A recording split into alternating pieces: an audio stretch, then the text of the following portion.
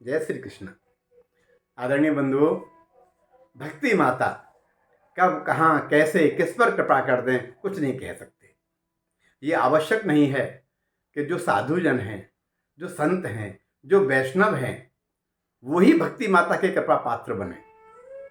भक्ति उन पर भी कृपा करती हैं, क्योंकि जिन्होंने भगवान के नाम का आश्रय ले रखा है उनको तो भक्ति माता अपनाएंगी ही।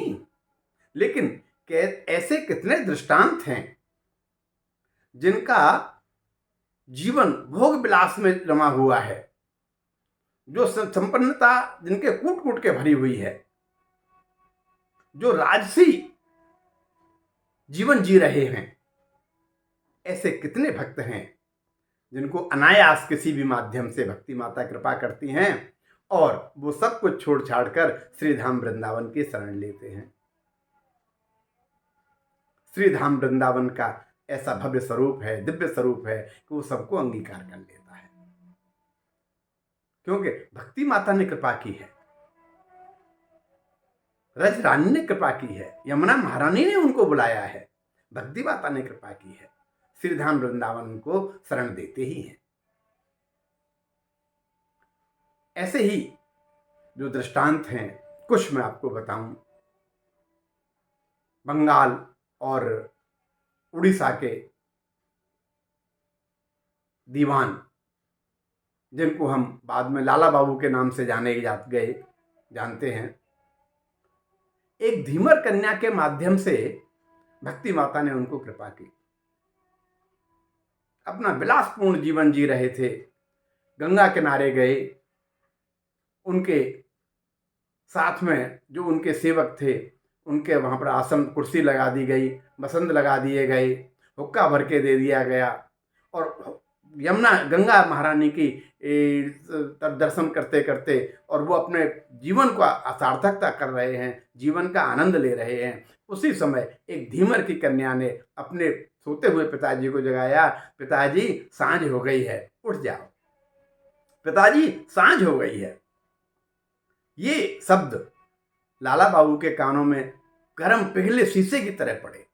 जीवन की सांझ हो गई है, अब तो उठ जाओ, जीवन की सांझ हो रही है। तत्काल सब कुछ छोड़ छाड़ के श्रीधाम वृंदावन पधारे, भगवान की शरण ली। मंदिरों की दुर्दशा देखकर उनका मन बड़ा व्याकुल हुआ। अपनी पत्नी और पुत्र का हिस्सा छोड़कर जो उनके हिस्से में आया वो पूरी की पूरी राशि उन्होंने वृंदावन में मंगवा ली, मंदिरों में भोग राग की व्यवस्था करवाई, एक बड़े सुंदर मंदिर का निर्माण कराया जो रंगजी के मंदिर के और गोपेश्वर के मंदिर के बीच में है, जिसे हम लाला बाबू का मंदिर कहते हैं। लाला बाबू के मंदिर जो है वो बड़ा भव्य है, बड़ा दिव्य है, और वहां जो ठाकुर जी विराजमान हैं उनकी अद्भुत लीला है। जिस समय श्री विग्रह की प्राण प्रतिष्ठा हो गई, लाला बाबू ने देखा कि भगवान के स्वरूप अगर प्राण प्रतिष्ठा हुई है तो इनके अंदर प्राण भी चल रहे होंगे। तो उन्होंने भरी सर्दी में जब दर्शन कर रहे थे रात्रि काल में, तो मक्खन की एक टिक्की देकर पुजारी जी को कहा कि ये ठाकुर जी के मस्तक पर रख दो, यदि इनमें प्राण प्रतिष्ठा हुई है, सांस चल रही है, तो इनका मस्तक गर्म होगा। अब डरते डरते पुजारी जी ने वो मक्खन की टिक्की ठाकुर जी के सिर पर रखी, और क्या देखते हैं कि थोड़ी ही देर में शीतकाल में वो मक्खन पिघल के नीचे बहने लगा। अब तो भक्तजनों के आनंद की सीमा नहीं रही। फिर भी लाला बाबू का मन नहीं भरा। उन्होंने कहा नहीं, एक रुई लाओ। रुई मंगाई गई, पुजारी जी को दिया कि देखो इनकी नाक में जरा रुई का स्पर्श करके देखो, अगर है तो सांस चल रही है। और उन्होंने देखा, रुई जैसे ही ठाकुर जी की नाक के समीप लगाई, रुई में कंपन होने लगा।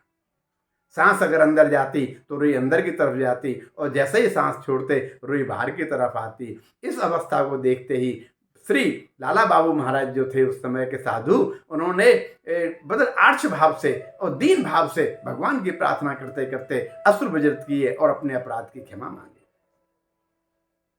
ऐसे कितने जितने मंदिर हैं, सबकी अपनी अलग अलग अलग कहानी है, सबकी भव्यता है, दिव्यता है।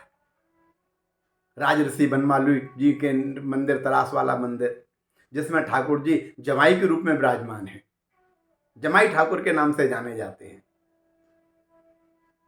राजऋषि बनमाली राय जी की सुपुत्री से विवाह किया था, और आज भी भोग प्रसाद पधारने के बाद में ठाकुर जी को हुक्का पिलाया जाता है।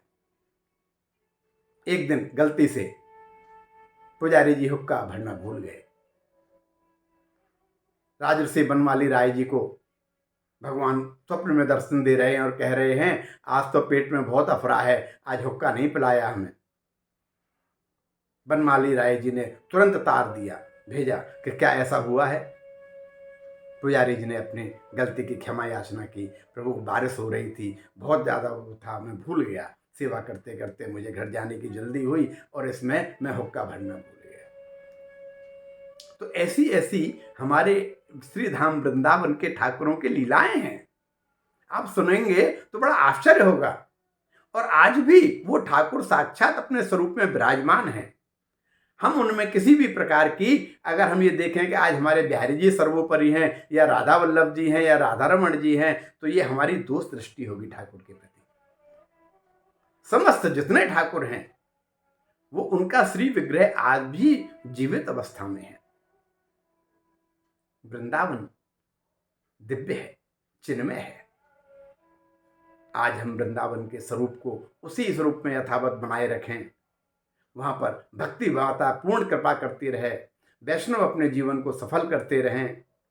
इसी आशा के साथ अगली कड़ी में पुनः मिलेंगे। जय श्री कृष्ण।